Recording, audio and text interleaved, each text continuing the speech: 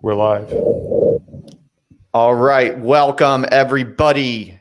The Other Life podcast. Boom. Here we are live from Austin, Texas. The infamous dystopian cyberpunk collapse of institutions that is taking place here is unprecedented. We will get there. We will talk about that a little bit. But we have a different concept for this week's live show. We got Ben here hanging in the wings. He's running the tech. Hey, he's on the hot mic. You'll be able to hear him. Yeah. I received an interesting comment from one of the commenters that suggested, since we're really trying to grow the channel, we're really getting serious about this. The commenter said, if you really want to grow your YouTube channel, what you need to do is start beefing with people.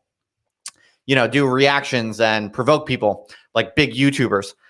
And the problem with that, people, is I don't listen to silly children on the internet. I don't really care. I don't pay that much attention to who the popular YouTubers are. I don't know what's fashionable. I don't know what's going on. I like to read big old books and I like to write. And I'm not young anymore. I don't know what's going on in the hip world of the internet youth culture. So what we do instead is I'm going to get Ben to just throw some things at me, some interesting things that he thinks I might have a reaction to. And I'm just going to basically let Ben share with me some things and I'll give you my opinions or I'll just comment on it organically. So I don't know what he's got prepared, but I'm trying to take the advice of the commenter and we're going to try to engage the contemporary pop culture a little bit more.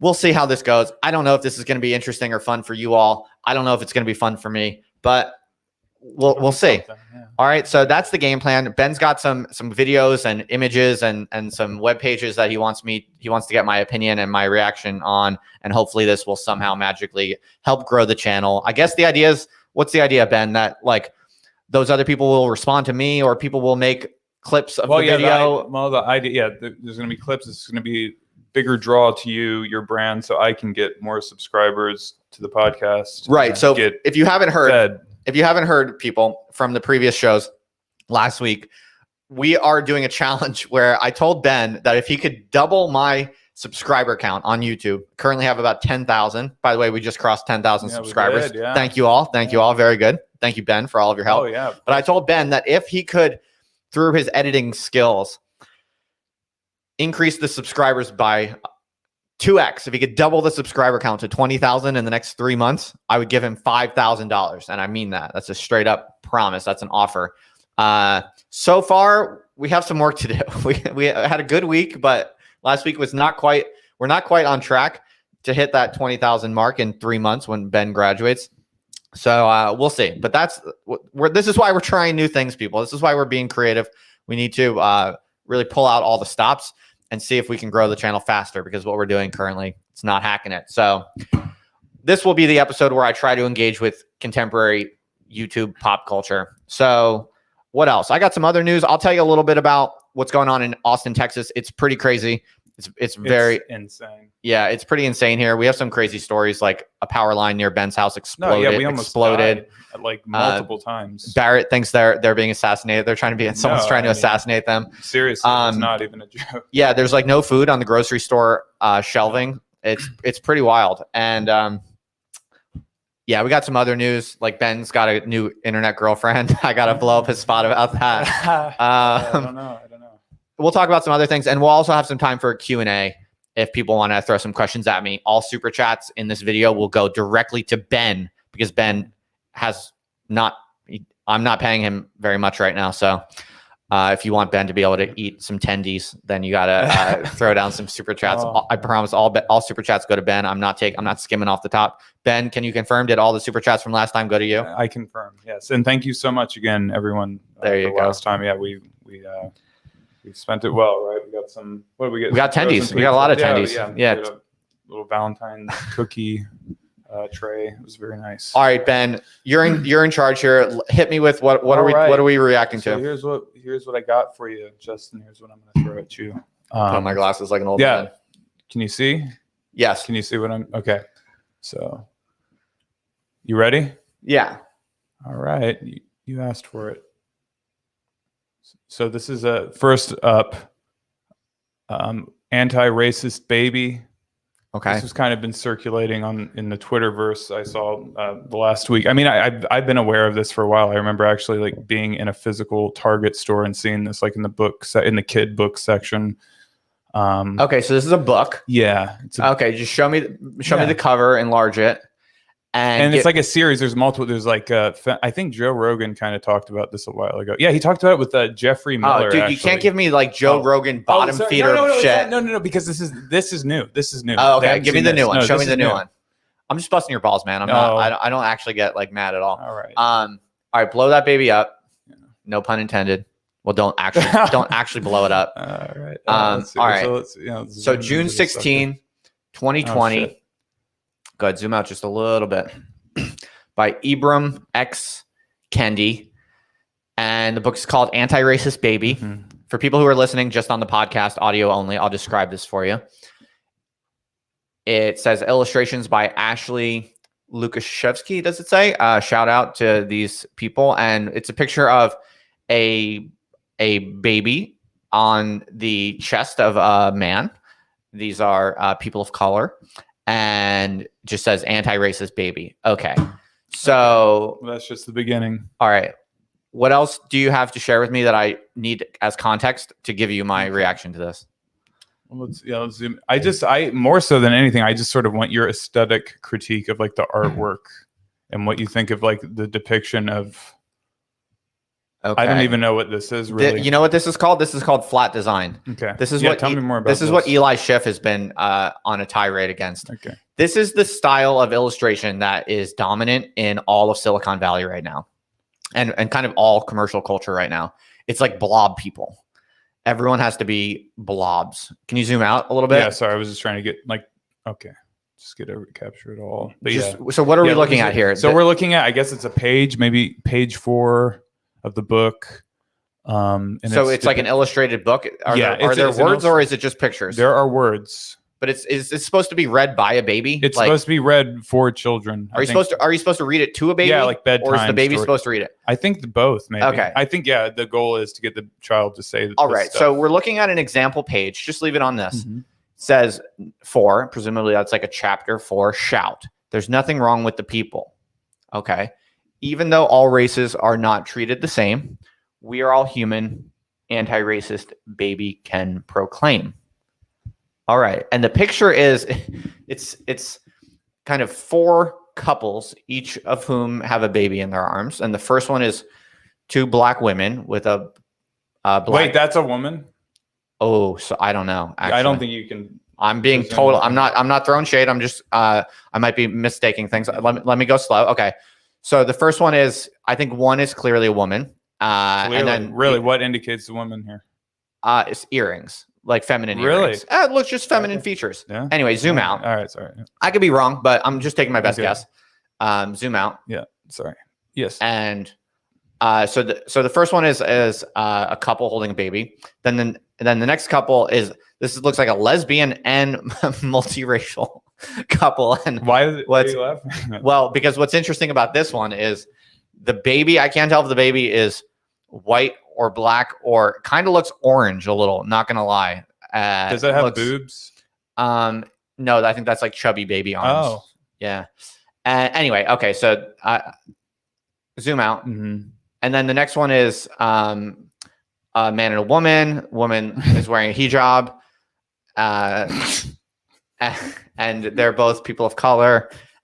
The man is bald. And then the fourth and final one looks like Asian couple, man and woman with the baby on the dad's shoulders.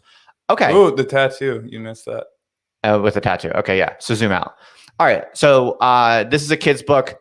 All right. Let me gather my thoughts here and give you my actual opinions. Great. So this is a kid's book. I don't think there's anything bad about trying to teach kids to, not be racist. And, there are people of different sizes and colors, and, it's all good. Be nice to everyone. I think that's a relatively healthy message.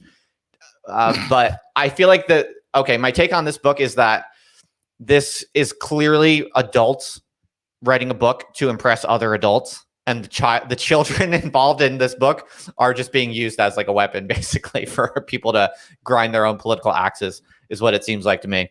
So the main critique I would have of this book is that kids don't give a shit about, like, this is not going to be entertaining or fun for the kid.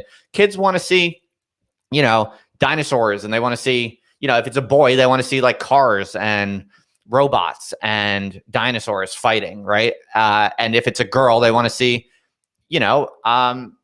pictures of fairies and shit like that. That's the stuff that actually gives kids pleasure and interest and excitement, and it exercises their imagination. So my critique of this would not even be political. Like, I think it's, frankly, I mean, for a little kid, probably, if you're going to give them any kind of socio-political conditioning, I think like a generic, lukewarm, like everyone is equal, get along with everyone and love everyone the same kind of attitude or message is probably the healthiest one to give to a baby. Yeah, remember everyone poops? No. Oh, really? No. That was like the original. That sounds disgusting. No, that was here. Just leave it up so I can look at it. Okay. So, yeah, my critique here would be that this is going to make babies bored and disappointed with life. So, what you really want to be giving kids is something that's going to exercise their imagination, that's going to inspire them to, like, excrement, to imagine wonderful worlds and to conceive of new possibilities. This is just adults signaling to other adults that they're woke. So that's the main problem with this, is not the political content, which I think is relatively whatever, fine, but kids don't want to read this. And it's not clear to me whether you're going to read this to the kid or if the kid is going to read this. Because here's the thing, there's not really a story. You need a story. This is like literally sloganeering, like to tell the kid to shout. There's nothing wrong with the people. Like, kids don't want to, like, babies don't want to go to a protest march. They don't know what that stuff is. That's just boring to them. So that's my take on this. Yeah, I'm not a fan of this flat design. I'm not a fan of the blob people that is all over the place and ubiquitous in contemporary, like, commercial illustration. But, I'm not scandalized by the political content. I think, what are you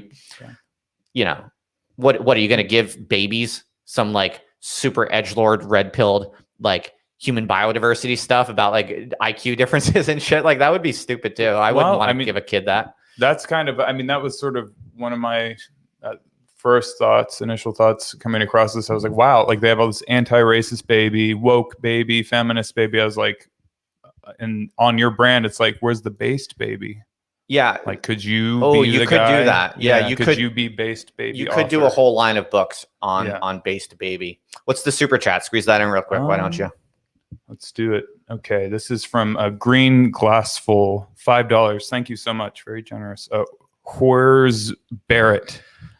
Say hi to him for me. Peter from California here. Barrett is chilling with his e-girl, his quirked up shawty from Vermont, who is visiting Austin, Texas. But this gives me a good opportunity to share with you that also Ben here has found up his own quirked up e-girl.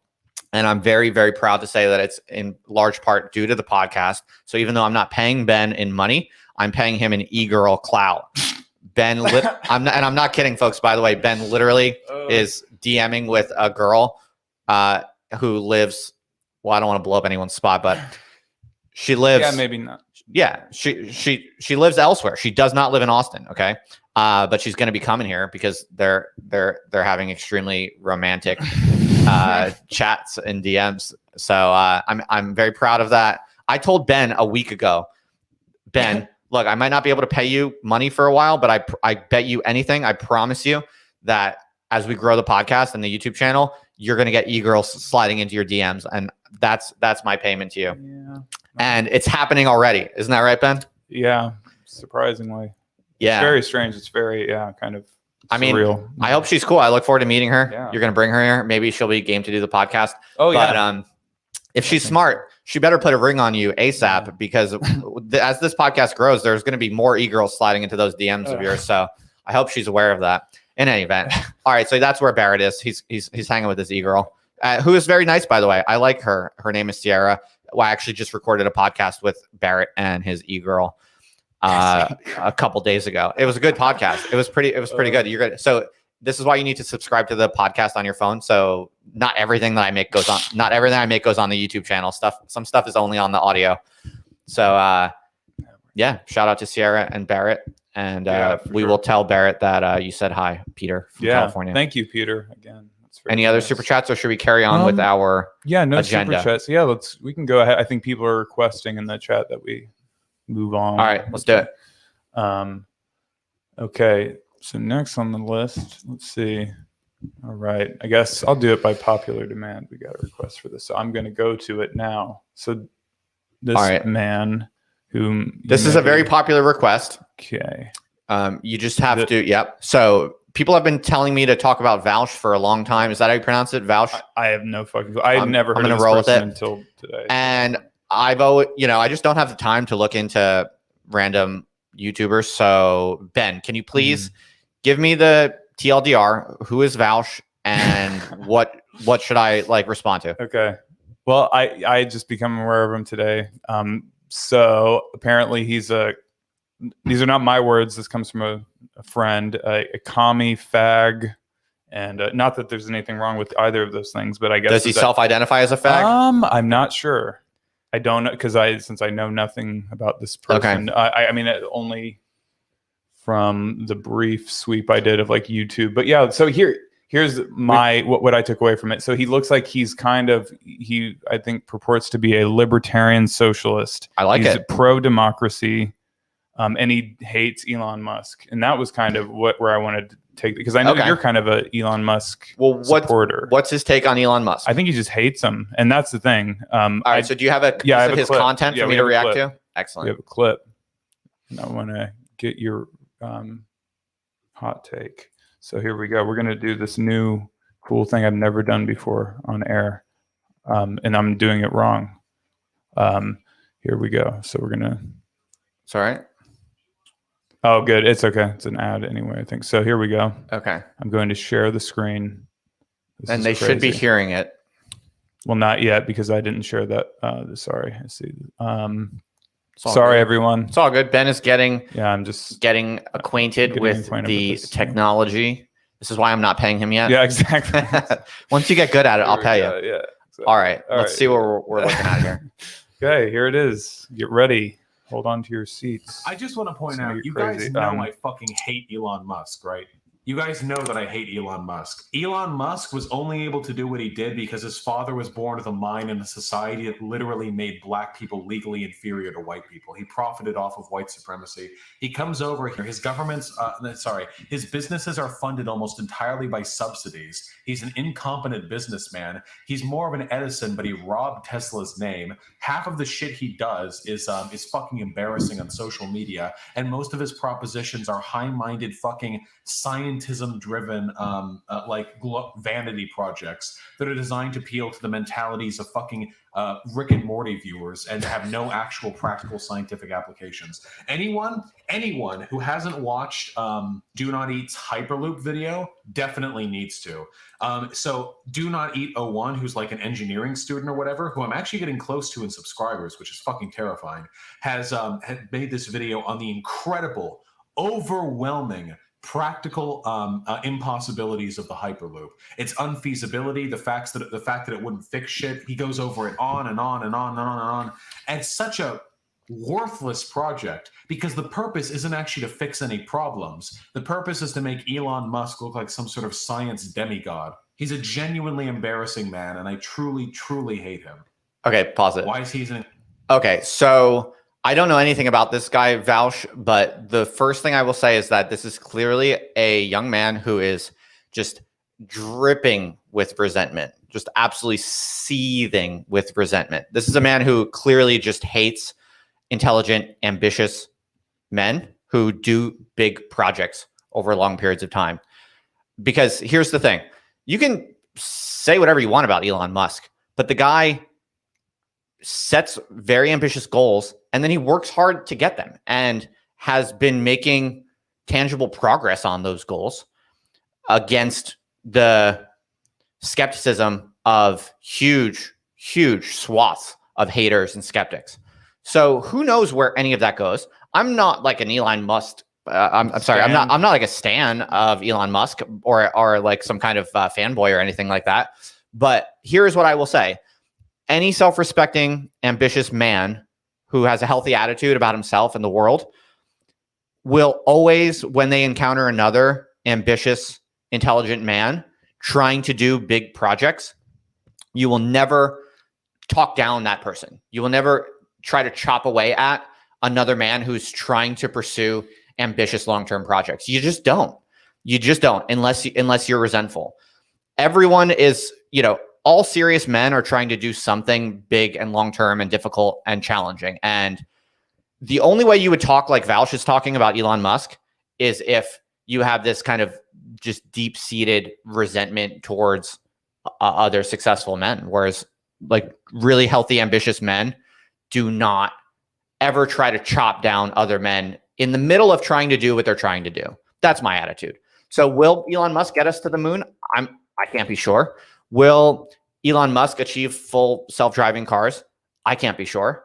But I generally like to see other smart men trying to do the biggest, most badass projects they can. And when I see that, I'm generally like, okay, right on. I wish you the best and I hope you succeed. I just don't see why you would have this kind of seething attitude of, oh, he took government subsidies and, oh, he's a fake scientist. Like, imagine being this guy. Go to that picture of Vaush right now. Yeah, I have. Or Vaush, what is it? Go to that picture. Vaush is cool. Let me. All right, we got to work on this. Well, I can only do one at a time. We got to work on our flow. It's okay. All right, yeah. So this is good. Zoom in on that. So imagine being this guy. Okay, imagine being this guy and calling Elon Musk a fake, a poser, a wannabe, a pseudo intellectual or pseudo scientist. I mean, cut me a break. You got to respect other men trying to do their own thing. And that's one of the biggest signs. That's one of the clearest signs of you being a genuine, decent man trying to do your own thing. Like, this person should not be talking down to Elon Musk, even if Elon Musk ends up failing, even if Elon Musk, is not able to succeed in his goals. At least he's trying. So that's what I would say, honestly. I mean, a few substantive responses to what he was saying about Elon Musk. There's this idea that Elon Musk just abuses government subsidies. This isn't completely true. This is worth clarifying for people. So what he does is he's clever and he uses the carbon emissions policies.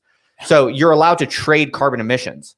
So because he's doing electric cars, he basically is able to accumulate credits in this tradable carbon legal system that they have arranged. Okay. So then what he does is he does get these credits through government subsidies on some level, and he sells those credits to other companies that are less energy efficient. So what are you laughing at so much? Oh, nothing. No, it's not funny. So, I mean, this guy says you cannot fast travel when enemies are nearby. Like this guy, Vaush, I don't know. I think this guy is someone who is a little bit too high on his own, like, internet clout. And what this guy probably realized is that if you just resentfully criticize famous, ambitious scientists and engineers and founders and entrepreneurs, you get a lot of clout on the internet. Because this guy Vaush, who is his audience? His audience is probably, a lot of resentful, kind of left-leaning people who just hate people like Elon Musk, because what Elon Musk really represents is that if you have a big, crazy idea that could change the world, even if no one else believes in you, if you just work really, really fucking hard and organize people and capital in a certain way, you can actually make progress on goals that everyone else says is impossible. So I don't know. I think there's a lot of people on the left who just resent that. So do we have any comments or questions? Yeah. So, or tell me like something else I should. We got a super chat. What else is there to say here? From Mateo. What is that they're 3, flashing? 4, 5, 6, 7, 8, 9, 10, 11, 12 gorillas, 12 monkeys. I get it. Oh, that's cool. Okay. Yeah. Thank you so much, Mateo. What else should I talk about this Vaush guy? Give me something else specific. Keep playing the video. Okay. Oh, you want to go back to well, here, let me give you a new video. It's kind of a segue. Okay. This segues nicely into the last topic, I guess, of the hour. Let's see. So we'll get rid of this vulgar, disgusting image. Sorry, everyone. Let me get back to you. Also, this guy should work out. I mean, I'm no disrespect for. Well, I mean, look at it. What about his e-girl? Look at his girl? corked up shoddy. Yeah, here, let's talk about that for a minute. Is he dating her? Yeah, that's his corked up shoddy that he met on the internet. Dude, you should not have your corked up shoddies showing their boobs on the internet. I'm concerned about this guy's mental health. If you get listen, young men, if you are lucky enough to have a YouTube channel or a podcast that gets you e-girls off the internet who want to date you, like Barrett and Ben, do not, once they come to move in with you or be with you or marry you or whatever, here's what you should not do. Do not let them appear on your YouTube channel with no shirt on. That makes you a pimp and a floozy. All right. Don't do that. I don't know what's going on in that picture, but all right. So here's I don't know if I would trust the judgment of a guy who lives like this. Exactly. Well, that was kind of what I wanted to touch on with that, getting your take. Like, is this guy even legit? Like look at how he lives, look at his lifestyle. I don't know. Yeah, but this guy's gonna criticize Elon Musk. Yeah, exactly. I mean, look, say what you want about Elon Musk, but he is dating Grimes, and I think Grimes is pretty cool. Honestly, I kind of stand Grimes, to be honest. So I would say, in terms of getting e-girls, Grimes is like the queen of the e-girls. She came up on Tumblr. So basically, here's what you need to compare. Hey, leave that up for a minute. Right. Here's what you need to compare. Who's more alpha? Who's more Chad? This guy you're looking at here, Vaush, and his e-girl in the background there. No disrespect to either of them, but I'm just saying, take in this image. Who's more alpha? This guy here, or Elon fucking Musk, who has 3 potentially world-changing entrepreneurial ventures at the moment, at one time, and has the queen of the e-girls making babies with him. He's a Sigma. He's not. He transcends. He is a classic Sigma male, and I'm here for that. So I don't know. Call me crazy, but I'm gonna say Elon Musk is kind of winning in this competition. And here's the other thing. Elon Musk is not on YouTube criticizing Vaush, if that's how you say it. So usually that's another sign. All right, so move on to the next scene or image or video you want me to respond to. Yes. Dude, see how the viewers are up? People love this shit. I love it. It is true. Whoever gave me the advice that I need to start, God, beefing, you're going to get me all my subscribers. I'm going to have a home. I'm going to have food to eat. It's going to be really nice. Thank you. It's a game changer. So I'm just getting warmed up too. Yeah. I know. I've never done reaction videos, honestly. How deep are you in that Modelo, by the way? Halfway. Are you baby. Sponsored by them? No, no sponsors. Okay. Is that wise? Not yet. Let's get it going. Here we go. All right. So here's another kind of infamous YouTube. So this is like, I guess, a recent. I don't know if it's recent. Let's see what the date on this. How do you? Okay. Oh, all right. October 2020. But anyway, this is apparently. Oh crap! Sorry, I did the wrong. It's okay. Just restart it. It's cool. Yeah. All right. So here we're going to be watching. What is that? Vaush debating with Tim Pool. Tim Pool, another interesting cat. I wouldn't say I know Tim Pool, but I moved in similar circles with him back in Wall Street. I remember seeing him a few times at Occupy Wall Street protests. This dude wears a beanie in every single thing he does. Like, does he really think he's kidding anyone? Yeah, well, I have no disrespect whatsoever because my hair is thinning myself. So same. No disrespect whatsoever. Shout out. T. We've got RT is just exactly. Testosterone is a bitch. So I'm not throwing shade, but like who wears beanies more than anyone else is aging YouTube men. Like literally no one in the world wears a beanie that consistently. Not even like Eskimos. Yeah, that's true. Actually, that's play this shit. Yeah. Okay. So here, actually, we don't need that. I mean, you just hit on it because that's what I just wanted to transition into this video, or not. So yeah, let's touch on this. So you actually you had a hot take about this. Yeah. Oh yeah. I said it. This is what you said. You want to read it? No. Let's go to the video. Okay. You just want to go to the video. All right. So we'll go to the video. Ben, every second matters. Okay, we need to keep the audience maximally entertained. All right. Yeah. We cannot have any fluff. We cannot have any downtime. Really superfluous. Here we go. I'm going to start a campaign. I'm going to raise as much Wait, pause money it. as possible. I am not kidding. Can you give us some context? What is this? This is Tim Pool getting de-hatted. Someone pulls his hat off? Okay, let's watch it. pull his Okay, hat off. I'm here for this. Let's watch. This is from 2017. Though it's kind of, but it's relevant insofar as I'm here for this. Your comment on Twitter. I'm here for this. I'm going to buy So as here many we go. billboards as I can with the definition of the word bigot. I swear to God, I'm doing this. Later tonight, I'm going to start a GoFundMe, and I'm going to try and raise $1 million+ to put billboards all across the country with the dictionary definition of the word bigot. Did you see that? He's pissed. You see it? Yeah. Look at the facial expression. You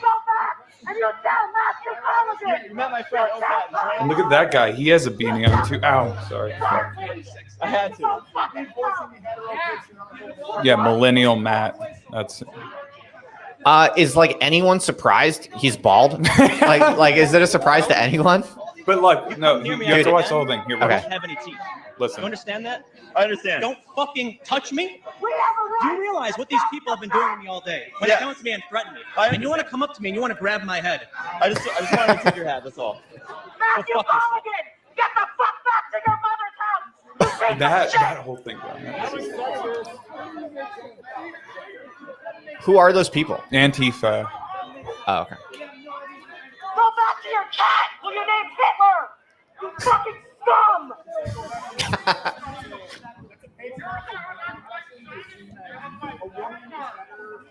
Come here. You want to know why I fucking wear the hat? So these motherfuckers can't fucking recognize me when I'm on the street. You want to take a picture of me so I'm easily identifiable? There's no photos of me. Oh my God. Wait, pause it. Okay. I don't believe that for a fucking millisecond. No disrespect to Tim Pool. No shade whatsoever. I don't beef on this channel for no reason. But that's just completely not credible. Absolutely not credible. First of all, it doesn't make sense. Your face is recognizable enough. But also, guess what? The beanie itself becomes recognizable. So the beanie becomes a distinguishing characteristic that people can spot a mile away. It's like being an average looking bald man is actually like an easier way to hide in the crowd and be unrecognizable. It's the first reason that's not believable. But the second reason it's not believable is because I get it, dude. When you're aging, especially when you're trying to be a content creator and be an influencer and be all hip and cool and shit in the youth culture, balding is a painful thing. My hair's thinning. I'm there. I'm going through it, man. I feel you. It sucks. It really does suck to have your youthly, boyish handsomeness fall through your fingertips like sand. It's painful. It's hard. And especially in our youth-driven culture where, you know, youthful good looks are really prized. I get it, man. That is a far more compelling and believable motive for why you wear a beanie in literally every single thing that you do. The final and third reason that just is not believable is that to this day, he still wears the beanie every single day on YouTube. Like I've literally never seen a video clip that he does without wearing the beanie. Well, yeah, this is purportedly the only one out there. Yeah. So it, you know, maybe, okay, if it was like you only did it when you were on the street, maybe I'd give you the benefit of the doubt. But nah, dude. Here's the thing, guys, young guys, if you're out there, whether you're a YouTuber or you want to be a YouTuber or you're not, even if you're just a normal dude out there,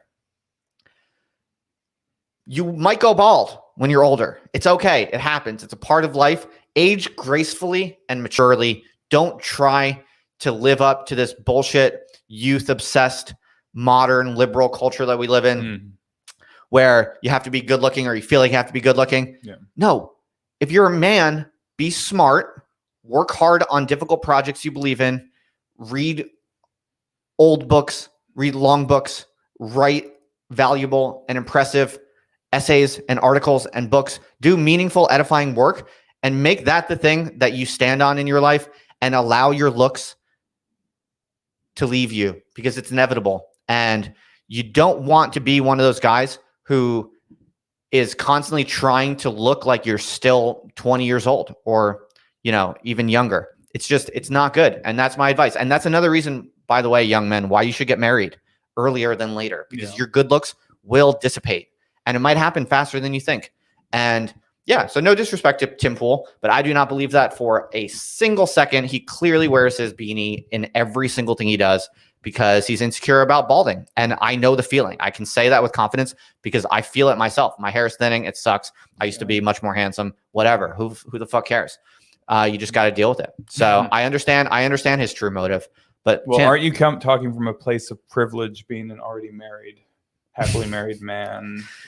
Nice. I like how you're going woke on me here. Oh, sorry. Privilege. Yeah, I maybe. Yeah, so but you gotta check it. But here's the thing. Justin. Here's the thing. It would be one thing if wearing a beanie every single day actually fooled the world and made them think you were young and handsome, but it's not fooling anyone. So it's like that's why it's a bad move to wear the beanie or wear a hat. You see, honestly, this is a common thing. You see other people do this all the time too.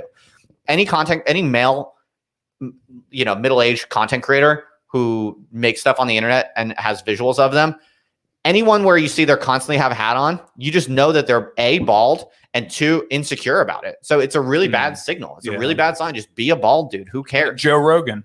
He's a good example, honestly, of someone who owns it and whatever, like you should be confident enough to stand on your accomplishments and be proud to have all of your sense of identity and self-security based on your accomplishments and what you actually work on a daily basis. It should be enough to make you keep your chin held up high, and you shouldn't have to hide your thinning hair. I feel strongly about that. Does that extend to like, I don't know, I'm sure you're aware of like that rift. It's like the archetypal rift between like, I guess it's manifested on Twitter, like between like Kant bot, like the whatever incel nerd, and then like the Bronze Age pervert, like doing physique posting and stuff like that. Where does that fit into? Okay, first of all, Bronze Age pervert is an absolute cuck because he never actually shows himself. So he's probably a meek Twinkie kind of weakling, I suspect. I mean, why else would you only ever post photos of other buff men? Right? I mean, he's anonymous, right?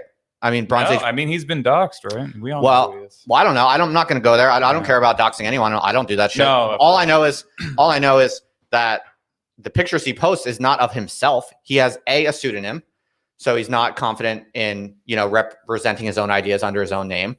And 2, he mostly posts photos of other men's physique.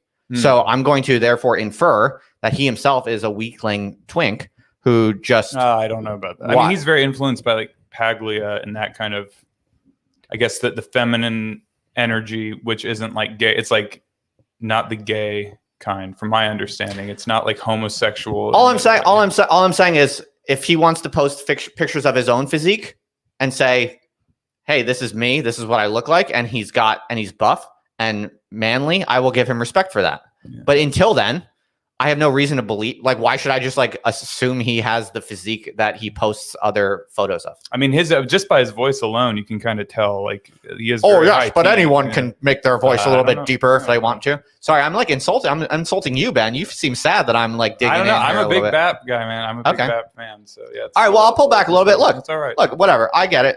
I'm just saying. Okay, here's the thing, Ben. Let's hear me out.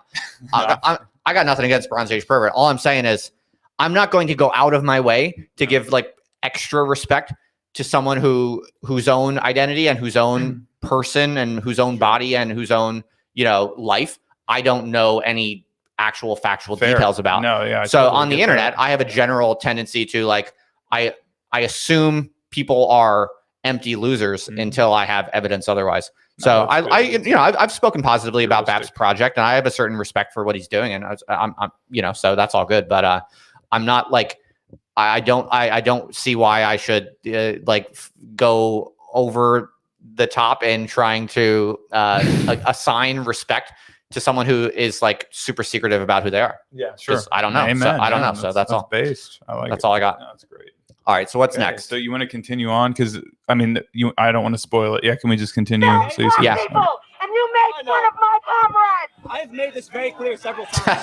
And the reason I do this is because no one knows. Shave off your I don't have to wear a mask. I just lost my hat.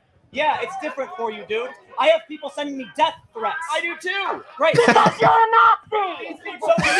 So you want to come up to me, someone who's not fucking with you at all, and you want to lay your hands on me? Fuck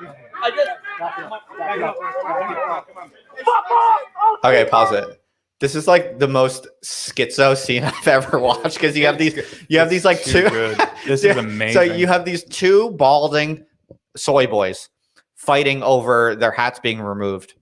Meanwhile, you have an equally schizo like Antifa woman yelling at them both through this blowhorn or megaphone, whatever it's called.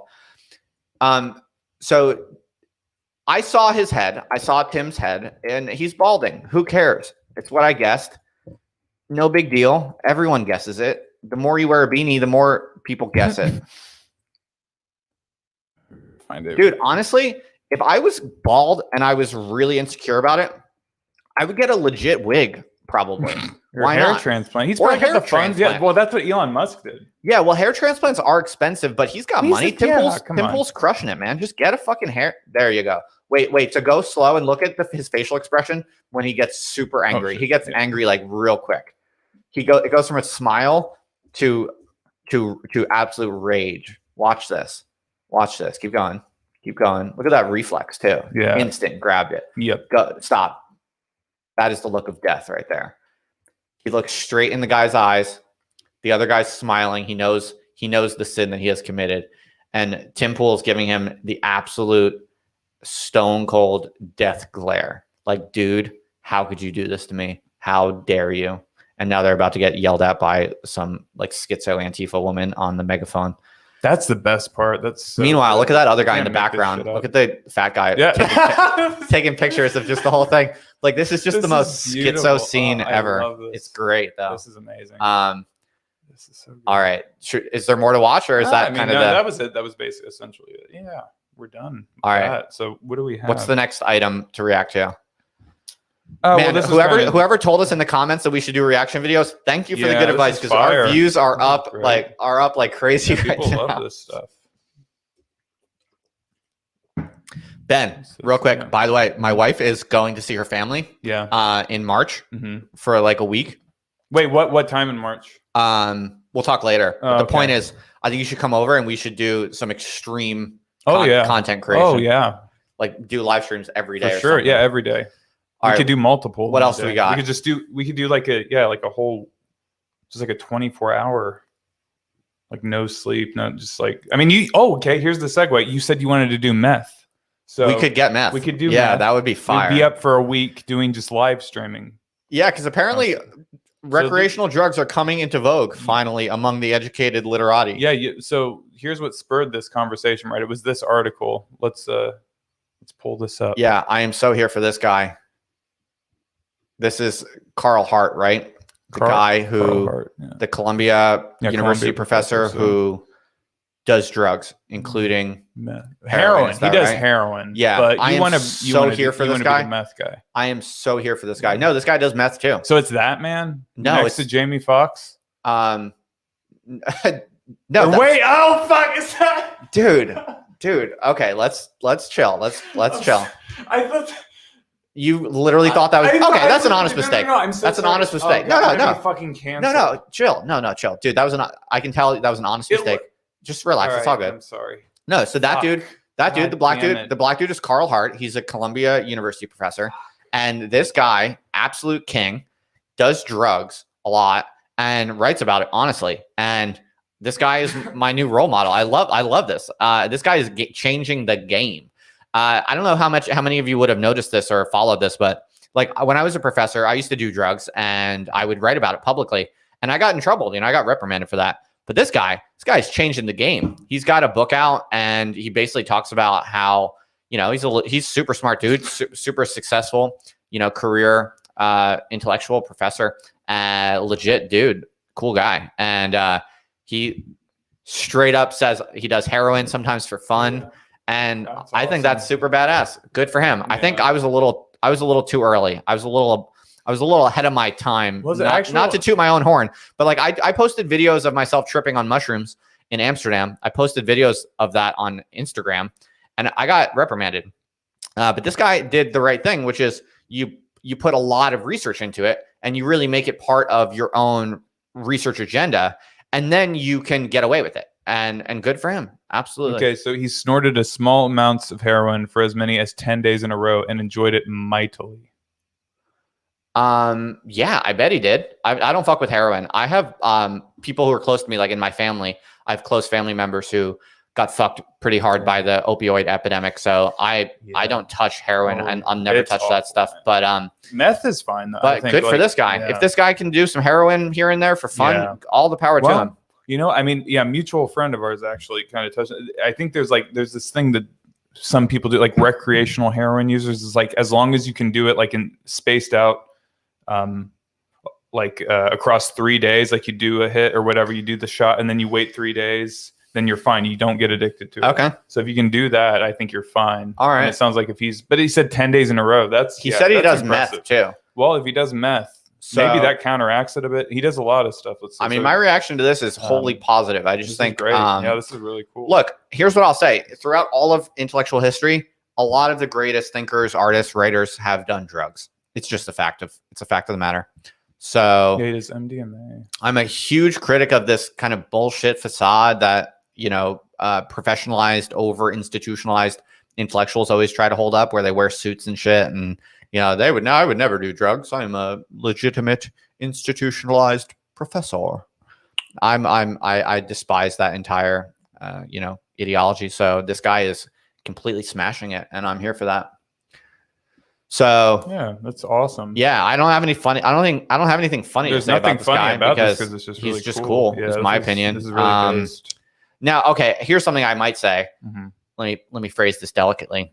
Maybe we could. I do actually wonder if, in a certain way, it's a strategic advantage for him in this context to be a black person discussing this, because I do think that, as a highly successful, super smart, accomplished black intellectual and professor,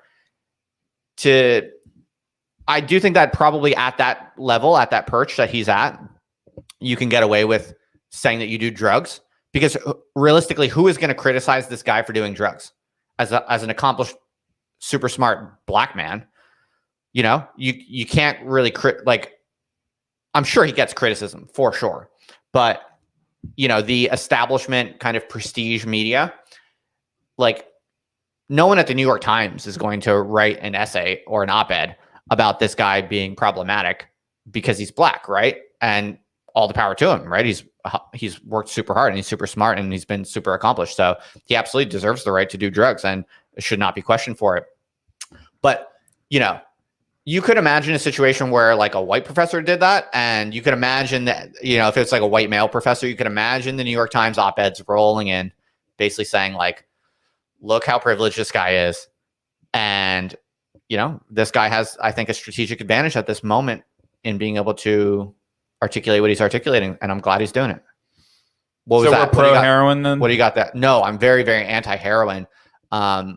I don't know I've never messed with it. Maybe I can't speak speak to it. The addict hotline or something like for. If he can do it responsibly, then I have nothing bad to say. Basically, but we want to be promoting. What are you showing here? What are you showing here? I don't know. It's like heroin use rising among young professionals. I thought that was relevant. I mean, not that this guy's a young professional, but I mean, if we're kind of indirectly kind of supporting or promoting the use of heroin, maybe it would be good to.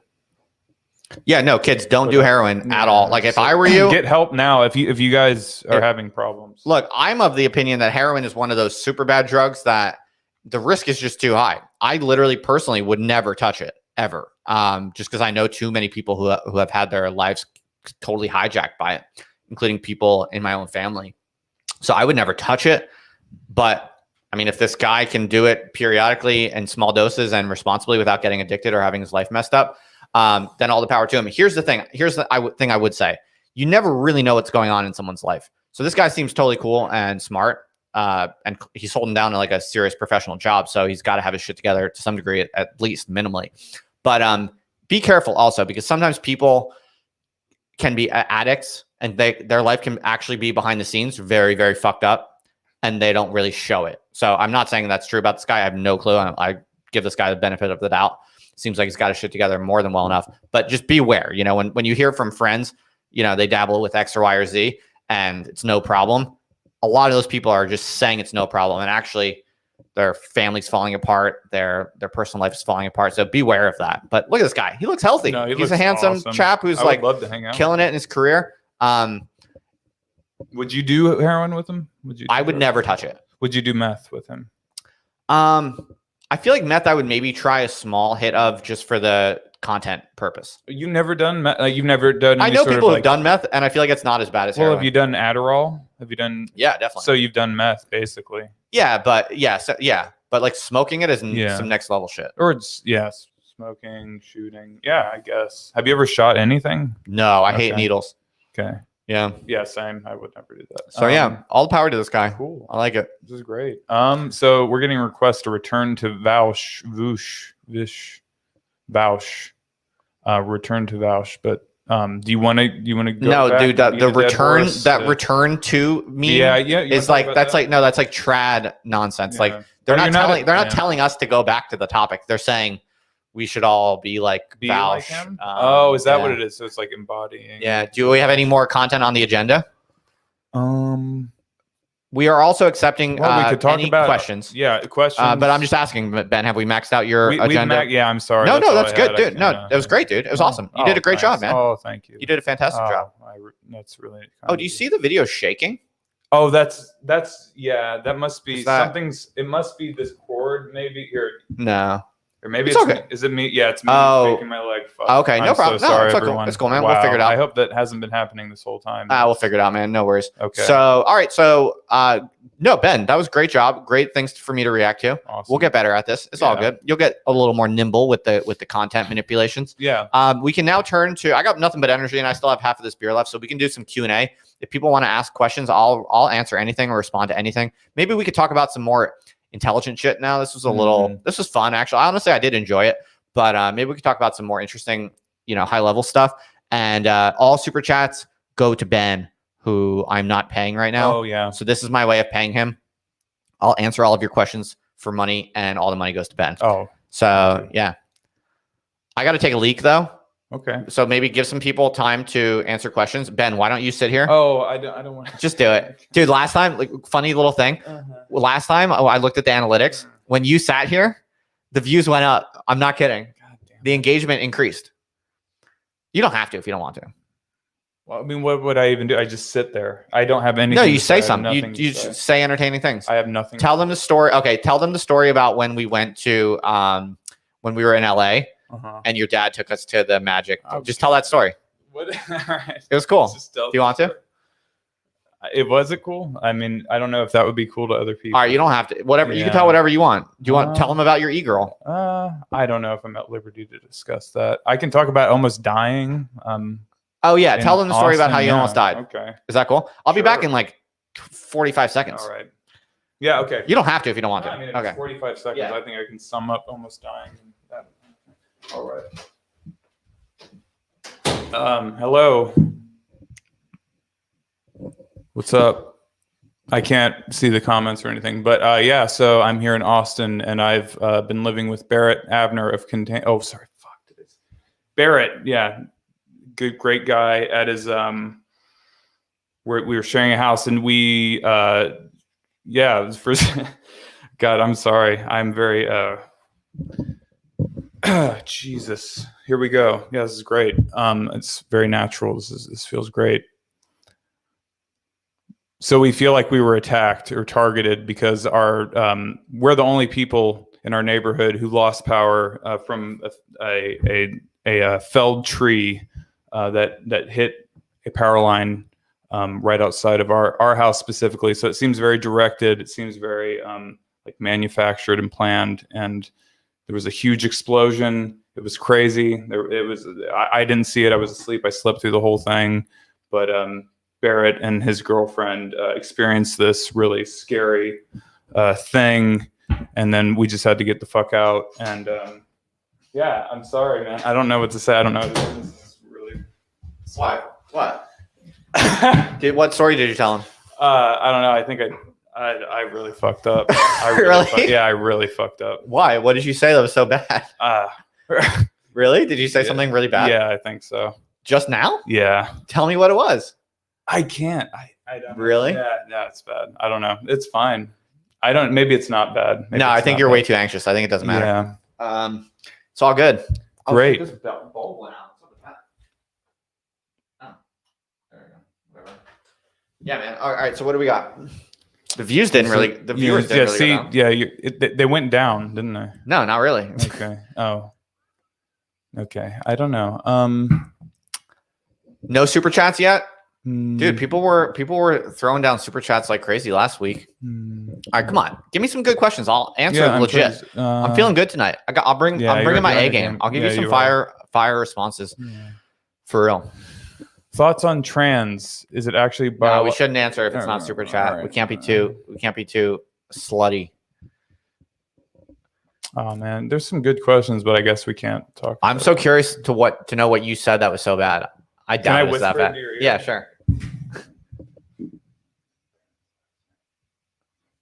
Is that a secret? I don't know. No. Oh, isn't that? Oh, I don't know. Dude, you're so paranoid. Yes, it's okay. That's true. That's No. a fact. Yeah, No, that's not bad. I am like I'm on some kind of You're on some spectrum. shit, dude. I'm on something. Yeah. Okay. People are not throwing down super chats. Dude, Yeah, if they you- don't like that. I mean, what do you want? What do you want from me? honestly though, yeah, if people don't have questions that they want to super chat, then we will just call it a day. Wait, we missed a super chat. We're saying from go back up. Let's see. I don't see it. Oh, we did. Yeah. There you go. Oh, thanks, Idiot Tech. Throw it up, show it. All so right. Jared Morningstar. Sorry, Jared. Yeah, I feel awful about this. So $2. This is very generous. Thoughts on Hamilton Morris and his show? All right. Unfortunately, I don't know enough about this person. I haven't really watched it. I think I encountered him maybe passively through something else. I know he does. I believe that this is the guy who does a show about drugs and exploring different drugs. Seems like a cool dude. Unfortunately, I don't have a good answer because I don't know enough about him. Sorry, just got nothing. Better to be honest than to manufacture something salacious and clickbaity, which I could do, but I don't want to succumb to that. So sorry, Jared, but thanks for the question, Jared. What else we got? I like Jared's follow-up comment. It's not for money, but I think it's Ben needs some heroin for his work-life balance. I really do. Yeah, this isn't a joke. All right, what else we got? Some money for heroin. We have Superzuz, $5. Thoughts on Absinthe? Thank you for the $5. That's great. Yeah, I've had some absinthe before. I had absinthe in New Orleans, Louisiana one time, and it is absolutely disgusting. Absinthe, absolutely disgusting. I didn't take enough to supposedly you're supposed to hallucinate and supposed to be kind of psychedelic. Ben, have you ever taken absinthe? No, never. I'd love to. It's absolutely disgusting. It tastes like licorice. I hate black licorice. Really? Yeah. Why you like that? I don't mind it. We'll My dad really. Maybe we'll get some absinthe and we'll do a live stream mukbang, drinking a lot of absinthe. Meth and absinthe. So unfortunately, I don't have terribly good takes on that, but I do know that absinthe was fairly popular among early 20th century fin de siècle intellectuals. So I suspect it's probably a good supplement for people who are thinking, reading, writing. And I would, if someone presented it, if someone wants to come through Austin, come on the podcast and bring a bottle of legit absinthe, I would totally take a bunch of shots and see what happens.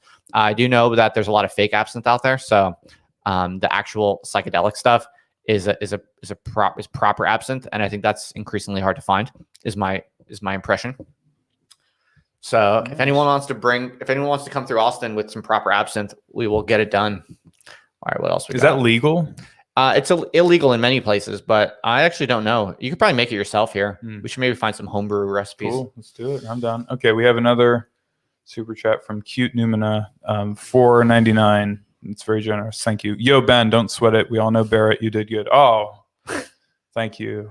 That's very reassuring, and I really appreciate that. Thank you. Cute. I guess that means they could hear what yeah, probably. Fuck it. I don't know. Thanks for the question. Okay. What else we got? Any others? We have another. All right, another let's do one this. Let's do from this. Cyprian Latewood. It says post physique or actually hate on Vaush now. Well, yeah, I'm not a physique poster, but I'm also not like a physique bragger. Like I don't really, it's not really my brand. So the main reason I don't post my physique is because I don't want to be dunking on these bitches. I don't want to make anyone feel. So, you know, I think I would rather keep my physique to myself, but you're really swole. I wouldn't say that. No, you're pretty swole. You're swole. No. I'm really not. All jokes aside, I'm roughly healthy. I would say I'm pretty healthy. I could definitely decrease my body fat. Probably should. I mean, when I was doing jujitsu 3 times a week for 2 years straight, I was like very lean and quite above average. Now, unfortunately, at the moment, I'm probably more towards just like slightly above average in terms of health and physique. So no, I'm nothing to write home about at the moment anyway. But soon I might, get on some steroids, might get some TRT. We'll see. Might get jacked super soon. If all of a sudden I get super jacked, you'll know why. I mean, if my hair is already thinning, might as well go all out. That's right. Exactly. Yeah. But I don't want to hate on Vaush. I have no hate for him. I just don't really understand the hatred for Elon Musk. I think that this is just completely implausible. I'm not an Elon Musk stan, but I'm also just like, why do people hate him so much? I think he's an interesting dude who's also, to his credit, he's a free spirit. He's a free spirit in that, he says what he wants and he's willing to buck certain trends and, like buying Bitcoin, for instance. I have a lot of respect for that. When you have a Fortune 500 company and you are making, provocative, somewhat risky wagers because you believe in things, I have a lot of respect for that. So I think frankly, maybe I am an Elon Musk stan because I think I do think he's pretty cool, honestly. Why? Well, it's all about the quality of the e-girls that you attract. And he's got the queen of the e-girls. So you got to respect. I put respect on his name. Oh, shit. We have a... what else we got? Oh, wow. Okay. We have a $5 from OG Rose. Thank you, OG Rose. Very generous. Oh, show it. Oh, yeah. Sorry. My bad. Sorry? Okay. What is your favorite idea? And also, Ben, you're only being targeted by bald men for your hair. No, not true. I'm fucking bald. I'm balding as well. So that's... Yeah, we're like similar, you and I probably. OG Rose, what's up, OG? I know OG Rose. He's a member of Indie Thinkers. Shout out. Cool. He's quite a talented writer. So you can search his name and find some of his writings, both literary and philosophical. So thanks for the question, OG. Yeah, thank you. My favorite idea. Wow, that is such a massive question. So let me think about that for a moment and give you my honest answer. My favorite idea, if I had to narrow down all of the ideas I like to one favorite idea, it would probably have to be at the moment right now. Obviously, you go through life and the idea that comes to mind when you think of your favorite idea is going to be different at different times of life. It would be hard to give you some kind of trans-historical answer that describes my entire lifetime. But all I can give you is at the moment. I would say it's Spinoza's idea that joy is the essence of ethics. I would say that's probably my single favorite idea at this moment. To me, it explains a lot. And in terms of its leverage, it's one of the most high leverage ethical philosophical ideas. And by leverage, I just mean so many other questions about how to live fall in place from that. For those of you who don't know, the way I would summarize this basic idea is just that you should not think in terms of morality, like what is obligated or not. What do you owe other people, or what are the rules of living the good life? That's all morality, and that's a sad way to think about life. It's not the correct way to think about life. That's just going to make you weak and bitter and sad. But you should think about simply what increases your joy, because the emotion of joy is basically the indicator that your own power is increasing, and that actually all you really need to do to live a good life and to pursue the truth and to pursue beauty and the good is to follow the path of whatever increases your own joy. And joy, note, is not some kind of selfish pleasure seeking, which can turn bad, right? If you're just basically trying to trample on other people to get some kind of shallow material interest or something like that, yeah, that can just lead to sociopathy or psychopathy. So that's not the idea. But the idea is that if you're truly pursuing joy correctly and you understand that emotion and you're able to identify that emotion and pursue it, you're not going to be doing any harm to other people. You're going to be doing essentially innocent, beautiful, truth-seeking practices and activities and flourishing, more or less. And so I really, really like this idea that your only real obligation is to your own joy and to your own flourishing, because it allows you to have an austere commitment to living ethically. It allows you to take ethics seriously without being a dour, heavy, oppressive, judgmental, ugly censor or police officer on other people. So I think a lot falls from that basic idea. If you just remember that joy, the maximization of your own joy, correctly understood, which is a kind of internal sense of power. It's a sense of your own potentiality increasing, that you really do. If you just optimize for that, everything else falls into place. That's Spinozan ethics in a nutshell, in a very, simplistic, cartoonish way. And, I think that's a very, very, very beautiful idea. That's probably my favorite idea right now. Great. Okay, we have a $10 All right. super chat from agency is stored in the balls. Prospects on return of the city state. And thank you so much, agencies. Prospects on the return of the city state. All right, let's think about this. So the city state is usually invoked to refer to the famous city states of ancient Athens or ancient Greece. More generally, you might even say, the ancient Mediterranean, where there were many city states. But you can also think of Venice. This is usually what people have in mind when they ask about city states. So I'm going to assume that's what you're referring to. I think that there is a plausible future in which cities start to bubble up from the internet. They first emerge in the cloud. This is an idea I borrow here from biology.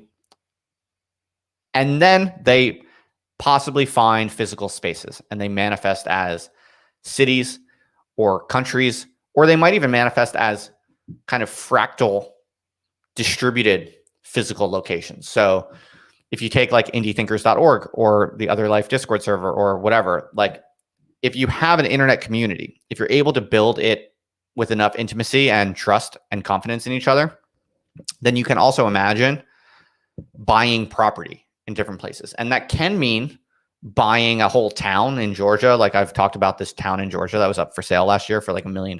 You can occasionally find a town in the middle of nowhere for about $1 million and buy like 20 buildings. That's possible. You could take an internet community and move to a locale where you all share as stakeholders in a massive town. Totally conceivable. But there's also another interesting option, because a lot of people don't want to move, and maybe you don't want to necessarily live and have to deal with like 50 other people who you know through the internet. Maybe that's not ideal for some reason. Who knows? But you can imagine, like, I buy a house in Austin, right? And maybe it's like a 3-bedroom house. I buy the house in Austin. Maybe you're a fan of the show or a fan of the podcast, and you want to buy a house where you live. Maybe you live in New Jersey or you live in California, and you want to buy a 3-bedroom house. And then we basically put these houses into like a trust or something like that. Maybe someone comes out of the blue and they say, I have a commercial office building. I want to add this to the trust.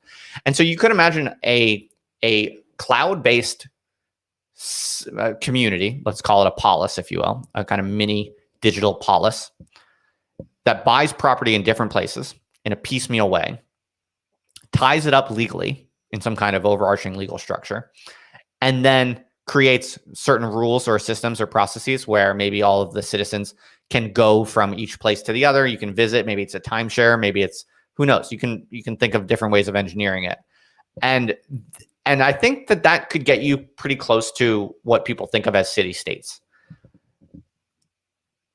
I could imagine a not too distant future where there is in the United States a large set of mini policies, and they would in the early stage, in the medium term, they would be within the power of the U.S. sovereign. But I think you could even imagine a situation where the microcosmic polities expand and become more and more significant and more effective. So like, look at Austin right now. So we're in Austin, Texas. There's this recently total crisis where people haven't had heat. People don't have food. There have now been some cases of people dying. It's crazy. Yeah. Like civilization just collapsed in Austin, Texas, literally. It's really the end of the world. Yeah, it's pretty crazy. And I'm lucky, by the way. Like, that's why we're streaming here. Like, for some reason, God has smiled upon me, and our house has not lost any electricity or heat or water or anything. So what does that say about us? Is that the devil? Who knows? But my point is that you could imagine in this type of context. So listen to this. Think this through. What if I owned a massive plot of land in Austin, Texas, with that we built up to be totally self-sufficient? So it had like generators, maybe it had like its own solar panels, maybe it had its own wind turbines, and it was all like kitted out to be completely self-sufficient, right? And then this happens in Austin, Texas, and all of a sudden, like, my property is the only property in town that's like thriving and surviving.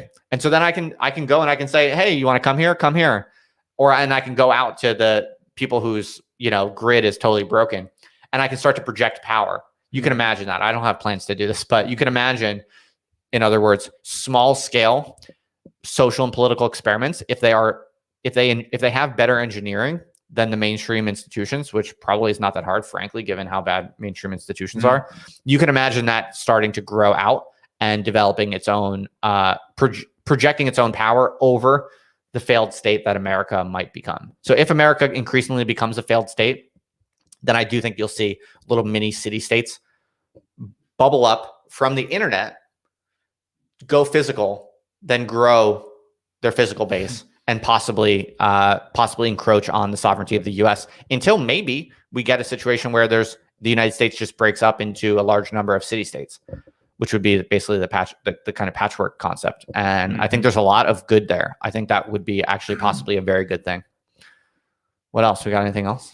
No super chats. We have plenty of comments and questions. Well, we've been going for an hour and 50 minutes, so that might be a good place to wrap it up. Yeah. If anyone wants to squeeze in a super chat and pay for Ben's chicken tenders, then you're more than welcome. I'm a pescatarian. Are you? Yeah. I just started this. Really? Yeah. Okay, fair enough.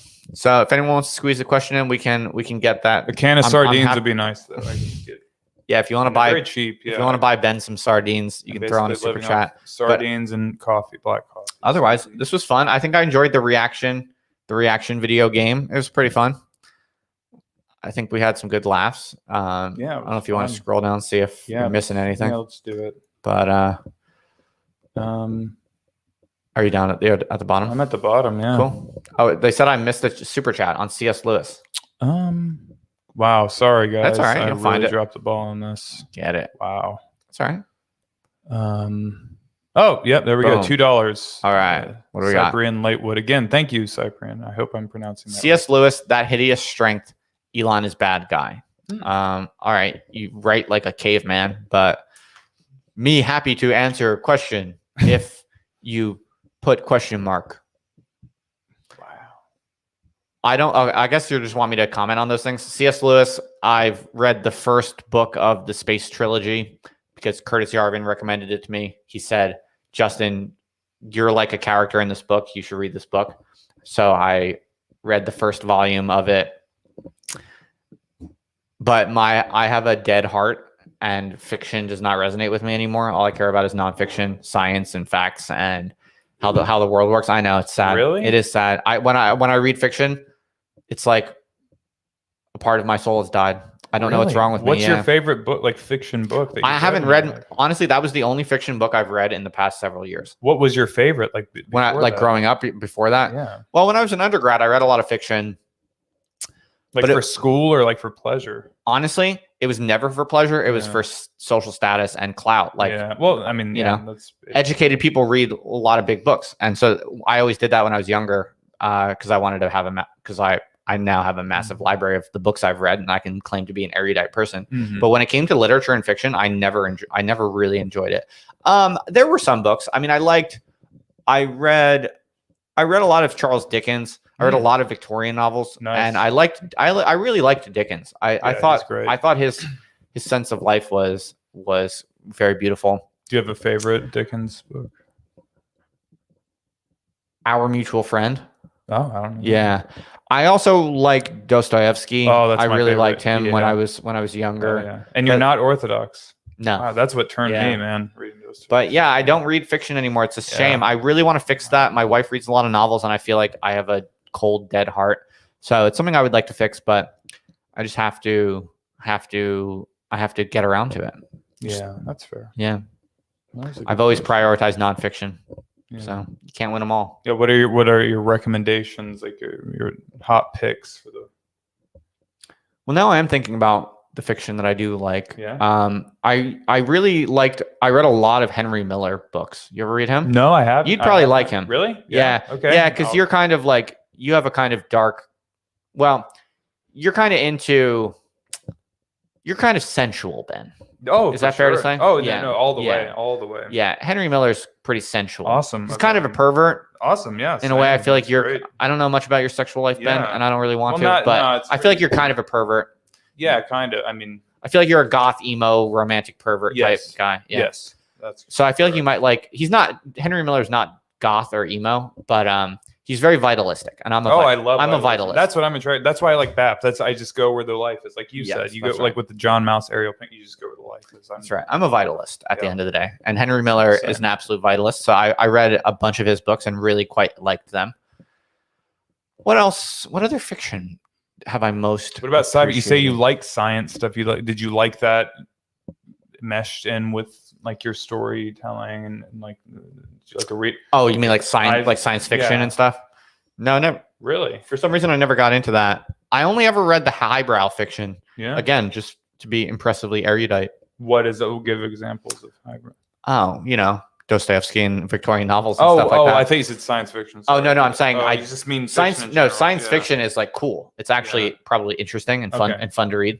I only read the stuff that was boring to What prove. about Kurt Vonnegut? You have to understand, Ben. I Mm. have always had and still have an extraordinary chip on my shoulder because I come from a working class family, Yeah. and most of my drive to be a professor and all to be an intellectual, it was mostly a lot of it anyway, Mhm. is just to own the haters, to own the bourgeoisie. So it's to be all more- signaling. to be no, not signaling. No. It's hard earned Mhm. dominance. Like Okay.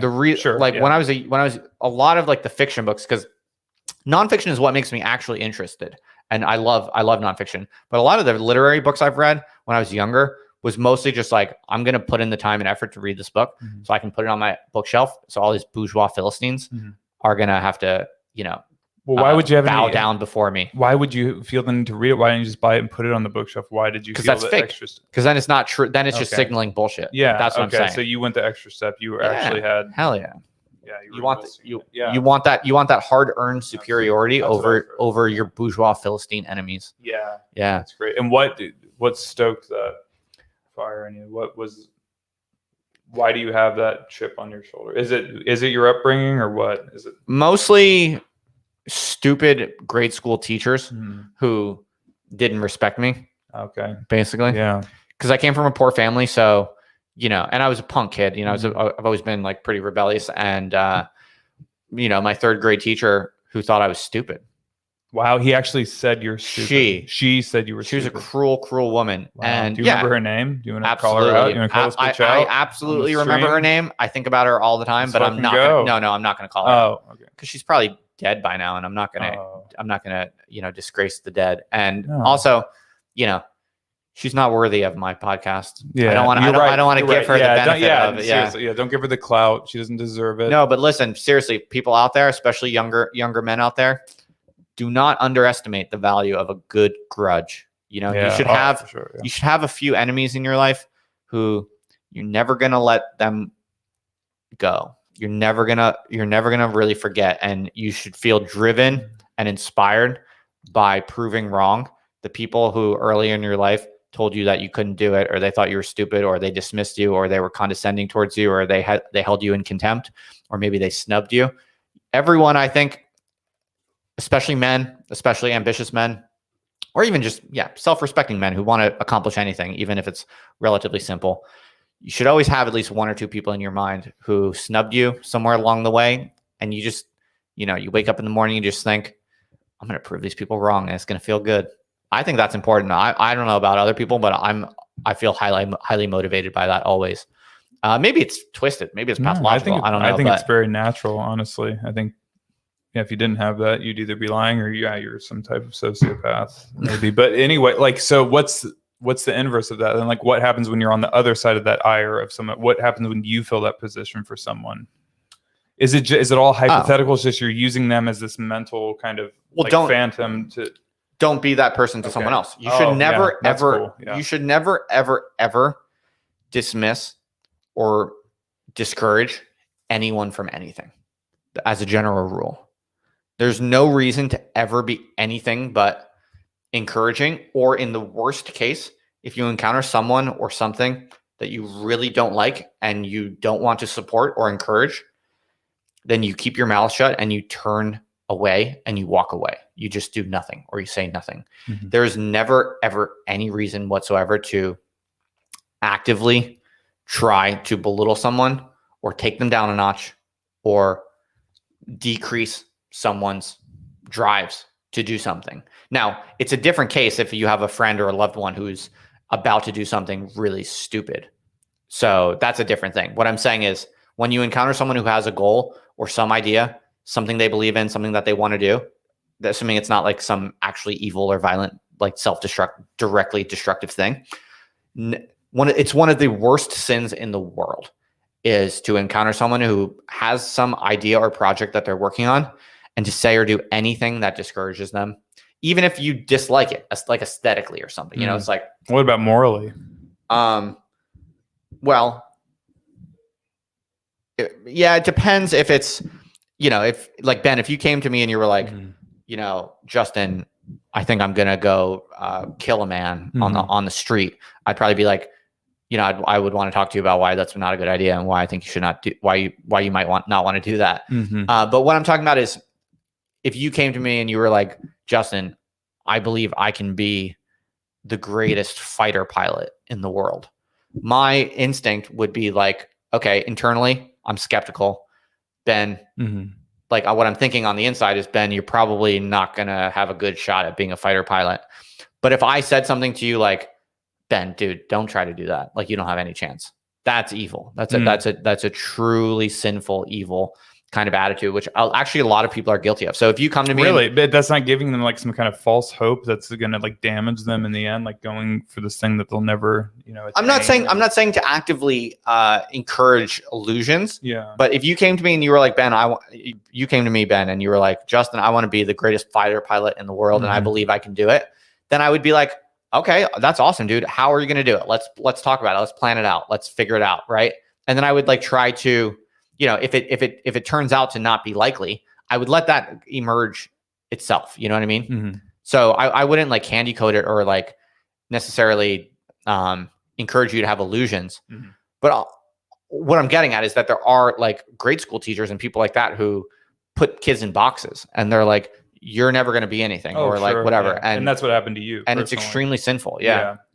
Well, no, I mean, I'm not like crying about it, but no, I came from like a poor family. So a lot of my teachers when I was young were, they treated me like a poor kid, brat, idiot kid. Was that because you mentioned something about you growing up with like richer friends and stuff? Were you in a higher socioeconomic?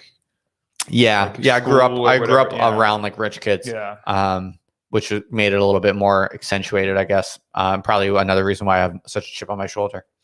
All right, I think we don't have any more super chats. Yeah, this is probably no, it's cool. That was a cool. Thanks everybody for hanging out. Subscribe to the podcast, Other Life Podcast.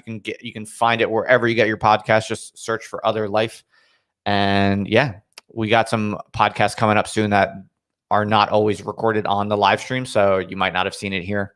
And while you're at it, please subscribe to the channel. I would love if you subscribe to the YouTube channel, click the bell right next to it so you can get notifications whenever we go live. We're gonna Smash do it. Smash we're gonna that. we're gonna do more of these, so don't miss it. Yeah, smash it if you will.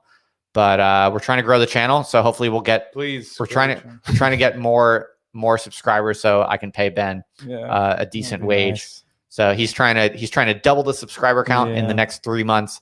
It's going to be hard, but I think we still have a lot of other things we can try. Yeah. And tonight was a good example of, trying different formats, trying different things can actually lead to better numbers. So we're going to keep experimenting. But thanks for hanging out, everyone. As always, what do we got? We have another one. Cute Numina for $1.99. Wrong. Kierkegaard course when? There might be the possibility of a Kierkegaard course. I'm a huge fan of Kierkegaard. I would love to read him more and really spend some time focusing on him, but it's not in the works. There's no plan for it yet. We'll see, but I appreciate the vote of interest in that, and I'll take that into account. All right, everybody. Thanks for hanging out. As always, Ben, thank you for helping. And, yeah, of course. Thank you, Justin. And thank you, everyone, for the super chats and We'll for tuning in. It was really fun. We'll see you back on here soon. Later, everybody. All right. Good night.